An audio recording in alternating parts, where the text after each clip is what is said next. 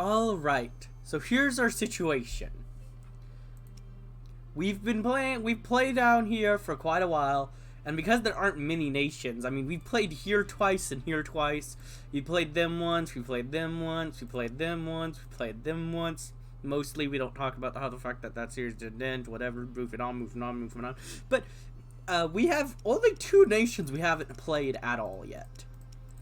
So really it's like, this one has multiple different nation paths, multiple different routes, you know, it has a good amount of content going through different ways. And this one, you know, has one path, the other path isn't even finished, so, we're gonna play this one, let's go. But yes, I do think we're gonna do this one next. I don't know why, I just don't want to play Stall, I don't know. I just don't really have much strong interest in playing them, and I could not tell you why. Like, it doesn't really make sense. I'll play them eventually. Whatever, I'll get around them. Kingdom of Warzena is who we're gonna play next, though. Nestled away in the western fringes of Zonica, the Kingdom of Warzena has preserved for millennia. However, recent events have shaken the kingdom to its core. The Storm King's invasion has devastated the nation, robbing it of its riches and its king, leaving his brother to pick up the pieces. Meanwhile, anti-monarchist elements are making their move to overthrow the ancient regime and deliver the country into the light of the present. While threats mount on the nation's borders, will the king manage to hold on to the crown, and will his enemies finally wrestle control of the nation from the clutches of the past? Well, we'll have to see and find out, won't we? Alright. Funnily enough, it's actually been a little while since we've actually played a new nation. Like a nation we hadn't played at least once before. But here we are. Well, actually we played, we did play, what's it called? Aquilia. We did play Aquilia. But besides that, we've played a good amount of, replay nations fairly recently with Zeratia and Adalert. So, you know, time to play a new one. Warzena was born on the fertile banks of the Munich River, when a ragged band of zebras, weary from their long trek, came to the spot, promised to them by the divine diarchy of Zal and Xanat. They founded a city there and named it Zamgazel, literally meaning conflusion of the gods. And the rest was history. At least that's what the priests say. Most likely Warzena was founded by a group of Zonicans that moved into the region nearly 22,000 years ago and spread out across the Munich River Valley. As the kingdom grew, it remained mostly politically insular. Its markets, however, were wide open, and the kingdom thrived as trade between the Zodican coast and the Nile flowed through it, creating great prosperity. It was during this period of good fortune that the first temple, a great sanctuary dedicated to the worship of the gods, was constructed. After Mare Egypt collapsed in the early 1st century ALB, Warzena occupied the Mare Egyptian settlements in Tobuk, offering them protection in exchange for loyalty. Over the following centuries, Warzena remained in its splendid isolation, even as the empires rose and fell around it. However, isolation could not save Warzena from the armies of Quagatai, which conquered the kingdom along with the rest of Zonica and destroyed the ancient First Temple. Eventually, the Quagatai were overthrown, and Warzena's independence was restored in the Treaty of Kolthaba in 836. But Warzena soon found itself in a new world. The trade route that was the lifeblood of the nation had disappeared following the invention of new and sturdier vessels that could travel longer distances through the deeper water. Coupled with the cost of building the grandiose and opulent Second Temple, the economy began to decline. This caused unrest, particularly in the southern provinces, as its pony inhabitants had grown more and more irritated with their zebra masters. Although Queen Miantezit III attempted to alleviate the situation with reform programs and new taxes, it was all in vain. Eventually, the Imazib, infuriated by the Warzene taxes on their imports, invaded Tobuk, where they were received with open hooves. The situation only continued to deteriorate as a succession of incompetent rulers caused anti-monarchist sentiment to grow. At the turn of the millennium, however, there was a brief glimpse of hope. The new king, XVI was a young and zealous reformer who launched numerous programs in an attempt to revitalize the nation, but this was not to last. In 1005, the Storm King invaded, and the nation's meager defenses crumbled like a dust before his vast armada. The second temple was looted, and the rest was burned to ash, while Zamallohan himself was killed during a raid on the royal palace. His brother, Barekzamal, managed to escape in time, and was made king of Equestria. However, he held no real power while the Storm King's forces occupied the kingdom. Fortunately, the conqueror was slain only a few months later, and Warzena was free once again, but this freedom had come at a monumental cost. Barekzamal, VII, as he was now known, was never intended to be on the throne, and his inexperience became evident very quickly. He had inherited a broken kingdom with an economy in tatters, and the public morale at the time was low. At an all-time low. Zamivgazal lay in ruins, with yet another temple having been reduced to ash and dust. Although he attempted to initiate reforms with the help of his late brother's advisors, his over-reliance on them made him look even more green as the situation continued to spiral out of his control.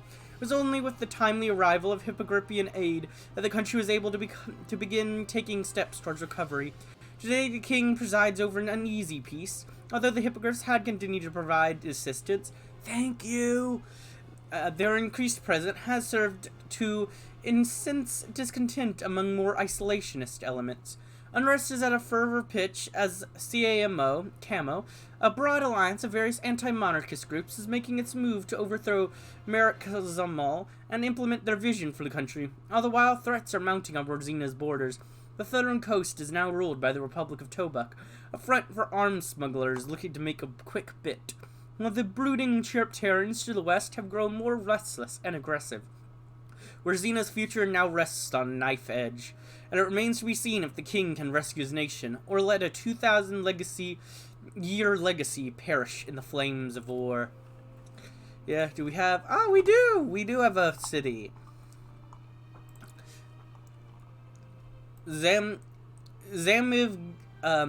Zamivgazal, the Promised Land. Long ago, the first Warzenans, exhausted from their grueling journey, came upon a lush riverine land. There, at the confluence of the Zedin and Munich rivers, the voice of the gods spoke to them, and they knew they had found salvation. They quickly settled there, naming their new homeland Zamivgazal, literally meaning confluence of the gods, and thus Warzena was born, situated between the great Zonican cities in Mare Egypt. Zamivgazal was perfectly positioned to take advantage of the rich trade routes connecting them. By the 9th century BLB, it had grown into a proper market town in tandem with the construction of the first temple, a truly awe-inspiring monument to the gods and a wonder in its own right. However, these good times eventually came to an end as the great powers of Carthage and Mare Egypt fell, casting the city into a long torpor. After centuries of dormancy, the city's slumber was broken by the invasion of Aquagatai, who destroyed the first temple and left the city in ruins. Under their rule, a new peace was established, which allowed the city to recover and even thrive as it had so long ago. Even so, the Warzenans resented their masters and were quick to join Zidalid's rebellion, which saw their independence restored. In celebration, a second temple was built, even more opulent and grandiose than the first. However, times were different now. The ancient trade routes that had given the city its wealth had either shifted away or withered up, which combined with the enormous cost of building the new temple caused the city to begin a slow and painful decline, made worse by a successive line of inept and inefficient kings. By the turn of the 11th century, however, there was a new king on the throne, Zamalloa XVI, who in the few short years managed to breathe new life into the city. It seemed that Zamivgazal was poised for a grand rebirth that would allow it to more than surpass its former glories, but that all changed when the Storm King arrived. The Fire Nation attacked. His armada quickly tore through the city, looting anything of value and razing the rest. The second temple was reduced to ash and rubble. See? Ash and rubble. How would you do that? Fire. While the reformer king was slain in his palace, leaving the nation's hopes seemingly dead with him. Although the conqueror was defeated a few months later, the damage had already been done. Today's Zamivgazal is very much defined by the events of 1005, as a large part of the city remains in shambles. Many ancient neighborhoods, including the central square and the Couturiers Quarter, have been damaged beyond repair, while the sites of the temples remain barren rubble heaps. Even so, the city has held on, and all hope is not yet lost. The Zayden River, now fully encompassed by the nascent metropolis, was also was able to survive mostly unharmed, with its century-old manors and riverside gardens still intact. The city's northwestern areas were spared most of the destruction, and now house its newest developments, as entrepreneurs slowly return to build new factories, while tenements are raised to house the country's burgeoning proletariat class. Indeed, there's a light in the darkness, and God's willing Zamivgazal may yet rise to its former heights once again. But as you can see, there is nothing over here. We have one path to go down. And not even the biggest path. But, you know, we got it. That's our path. But yeah, thank you, Hippogriphia, for giving us aid. It's very helpful to me. I would most certainly call it a very helpful thing for me to have. Let's start building. Let's start researching. Oh, we have not even researched this. Well, let's research it then. We have that. We need this. And to continue forward, we just need, just need the gun. Yeah, just need to get our gun, that gun going, and then we'll be able to do that. Alright, and then in that case, for now, yeah, let's get this. With my other research slot. Alright, eventually, I'll leave all those on for now. Don't care about this stuff for now. Don't care about this stuff for now. And don't care about this for now. Turn all that off. We do have one place to build stuff. So I'll start working on that. We've got a royal arsenal. Let's see. Do we have any? We do have a guy. No description, though. We've got 2 troops. No. No. Neither of them with descriptions. We're the zebras. The zebras are equids similar to earth ponies, but recognizable by their striped back and white coat. Their flanks have a spiral symbol that resembles a pony's cutie mark, but is identical on every zebra. Its meaning or purpose is unknown. Zebras do have limited magical abilities, which are mostly used for the brewing and use of potions, as well as communion with supernatural spirits. Unlike their pony cousins, zebras tend to live in more arid or tropical climates, but like ponies, they are herbivores. Alright, get all this set up. Yep, leave you with that. Actually, let me duplicate you. And name you like, just Defense Force. Because, once I'm able to, I'll set them as my defense force, since, well, they have the 10 combat with I like to have for a defense force, so I might as well just set that up. Go ahead and have that radius set up whenever that if we are able to expand. I mean, right now, I'm not even sure if we will be. I mean, look how bad of a situation we're in. King Barekzamal VII, the second son of Zemalahan XV. Barekzamal has had an idyllic childhood, free of struggle. While his brother Zamanhan was subject to endless tutoring as the crown prince, Barekzamal spent his days playing with the foals of the nobility and galloping gleefully through the streets of Zamivgazal.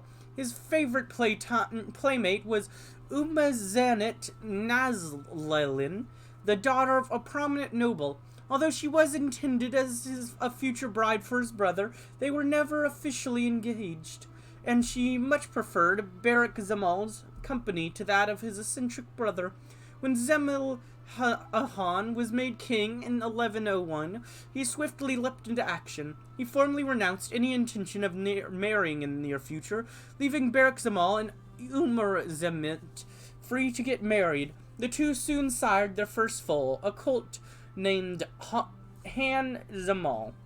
However, since Barekzamal was technically his brother's successor, he did make an effort to educate himself on the basics of statecraft and governance, but there was no rush. After all, they were young and had their whole lives ahead of them. His brother would eventually find a nice mare, and Barekzamal would live the rest of his life in bliss. Unfortunately, the gods had other plans for the young prince, and in 1005 his precious world was turned upside down. As the Storm King swept through the kingdom, Barekzamal and his family managed to escape, but his brother didn't, and was slain in the palace by the invaders. When Barekzamal found out, he was overwhelmed by grief, weeping for hours on end. After the conqueror was slain, Barekzamal returned to Zemgazal, a changed person. He quickly set to work, trying to keep the nation afloat. Although he had some successes, for the most part his policies were ineffective, as his inexperience betrayed him. Now he sits uneasy on the throne, as the threat of revolt grows. While not unpopular as his father was, he definitely has his share of opposition. The fate of the nation rests on his haunches, and it would take the monumental effort on his part to keep it, and his throne from falling out of his grasp. But Barekzamal is determined to bring Warzena into a brighter future, where he can smile with his family once more. Yeah, I mean, we are a benevolent absolutism. It's not like we're like a evil man, you know? When the Storm King invaded us with his army, we initially resisted and fought back, before realizing the mad conqueror's strategy was without flaw. Instead of continuing to fight in vain, we sought to negotiate with him, and eventually managed to sign a deal that spared us from doom. Angered by our initial resistance, the Storm King sacked our largest cities, and burned down many buildings. He then demanded we pay hefty tribute, and seized all our artifacts. Our people are angered by our failure to protect them, and our economy is ailing. Yeah, not great, not great. Fervent civil unrest. For the past century, Warzena has been plagued by inefficient leadership and unstable governments, resulting in a general stagnation and unrest. Many activists began to clamor for change, but their calls fell on deaf ears, and they were ultimately repressed. This soon culminated in the formation of the Coalition of Anti-Monarchy Organizations, CAMO, an underground resistant movement that seeks to overthrow the monarchy and completely reshape Warzena. The fallout of the Storm King's invasion has served to further stir up the already volatile political climate, as discontent with the ruling system has grown to levels heretofore unheard of, and more people are becoming disillusioned with the current state of affairs, swelling CAMO's ranks and bolstering the organization's support networks. But at least we have Hippogrithian aid. After the Storm King was defeated, Warzena was left in a dire situation, with an economy in tatters, and its capital sacked and destroyed. The Hippogriffs, who had occupied Zumedia, offered to help the struggling nation. The king accepted their proposition, and for the past 2 years, Warzena has received advice and material aid from Hippogriffia.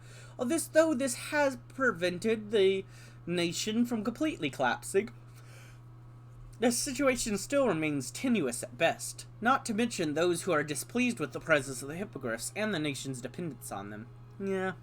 Devastated economy. Yeah, but we need their aid, as you can see. When Warzena broke free of Quagatai rule, it found itself in a precarious position. The ancient trade route from Near Egypt that had once passed through Warzena to reach the great cities of Zonica had been rendered obsolete by the invention of new ships that would travel vast distances by sea.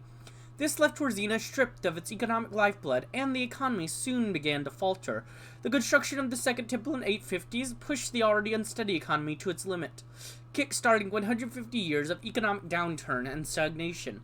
The situation continued to worsen as succeeding monarchs, or succeeding rulers, were unable to handle the issue, further exacerbating rated by the loss of Tobuk in 956. Although the start of the 11th century seemed to promise the reversal of the kingdom's fortunes, The Storm King's invasion shattered those hopes and has left the economy in complete freefall. The king is nearly at his wits' ends, and underground resistance has grown to momentous levels as people from across Warzena seek some sort of solution. Yeah, well, let's start working towards that solution, is what I say. Reeling from the shock. The Storm King's invasion has left the nation shell-shocked, and many are unsure of where to go. The king is doing his best to keep the peace, but his opposition see it as their time to strike and bring change to this ancient kingdom. We are a nation paralyzed. That is most certainly true from everything I've seen. But good news for us, there's literally no way for the opposition to succeed. They don't have content. Oh yeah.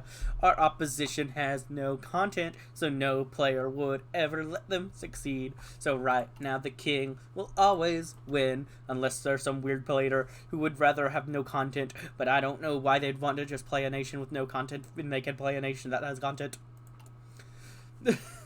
But, you know, eventually we'll have... But eventually, once there is content, everyone's going to play that, or at least, like, if they played our path, they're going to play that path just to see the difference, and then I'm going to lose a lot. But, you know, oh well, it works for now. The last 200 years have not been kind to Warzena, although its liberation from Quagatai seemed to promise a return to the ancient status quo of isolation and prosperity. Fate had other plans for the little kingdom. With the disappearance of a trade route that had run through it, the economy was left crippled, and any attempt at reforms were only mildly successful at best. Meanwhile, the Imazib, infuriated by taxes imposed on goods passing through Warzenan ports, took the opportunity to seize the port of Tobuk for themselves, dealing another hefty blow to the economy.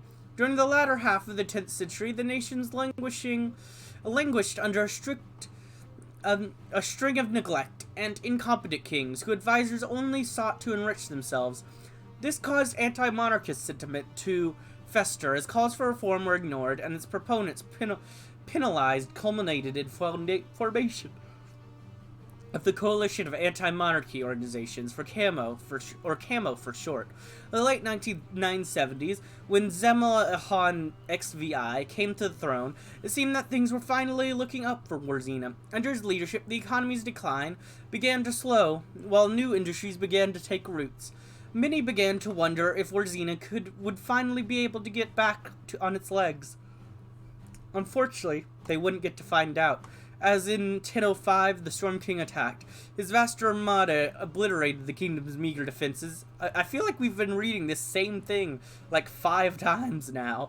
And soon he had seized control of the country. The Second Temple was stripped of its valuables and structures destroyed afterwards. The king was killed during a raid on the royal palace, seemingly snuffing out the country's last hope. The conqueror would be slain only a few months later at the fateful battle of Antradgarorite, liberating countless people that he had subjugated. But the country was now in ruins. Barekzamal VII, the late king's brother, was never meant to rule, and his inexperience has made the nation's problems all the more glaring. The economy is clinging on to life, with Hippogrifian aid, but no one knows how long it can last like this. Zamivgazal lies in ruins, along with many parts of the countryside, and national morale is at an all-time low. All the while, Camo has grown more popular than ever, as countless commoners flock to their cause, which promises a solution to the country's woes. Either way, it would take a miracle to heal this broken nation, and many are unaware or unsure if it can be done. May Zal Zenit protect us in these trying times. Hopefully we'll survive. It's gonna be a long road to recovery, though, if we do manage to survive. To say Warzena's situation is bad would be a gross understatement. However, sitting around on our rumps all day complaining won't do anyone any good. And the country must stand up and begin to look towards the future once more. Yeah, we'll begin this long road.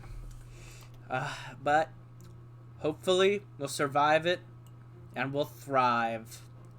And eventually we'll deal with enemies.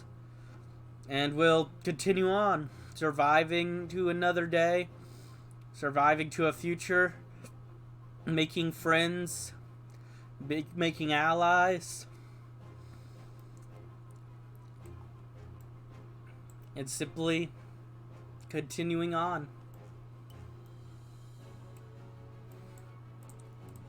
But we'll have to find out if we're able to do that in the next episode, and probably throughout the series, because that's not all going to happen in the next episode. But either way, I hope you stay with us and see how this series go, and I hope you enjoyed this episode. And if you did, like, comment, subscribe, and hit the bell button. And as always, peace.